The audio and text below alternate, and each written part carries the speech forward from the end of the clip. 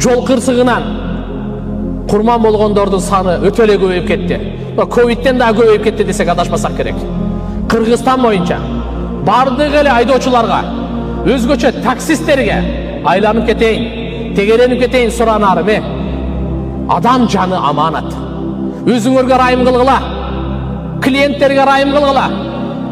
Адамдарды салып алып, дүйнө акча деп эле, же болбосо кызыкандуулук айдап, кыйынмын деп эле.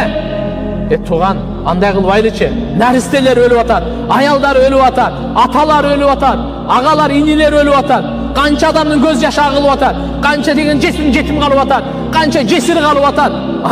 Эсибизге, акылыбызга келейличи, Өлүп баратсак да эле жарым саат кийин жетсек жетербиз, 1 саат кийин жетсек жетербиз. Бир убакта ата бабаларыбыз ат менен эле бул ашуудан тиги ашууга, тиги ашуудан бул ашууга келип жүрбөдү беле? Ушунун бардыгын токтото турган сиздер, биздер. Биз биринчи биз өзүбүз рульга отурганда өзүбүздү кармайлычы кичине. Жин шайтан басып кеткенде эле өзүбүздү кармайлы, башка жаштарыбызга айтайлы, каерде чогулса адамдар айтайлы, эсинде болсун.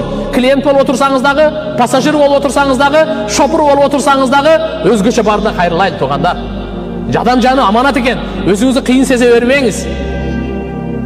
Кичине эле учурда канча деген адамдар кырылып калды го.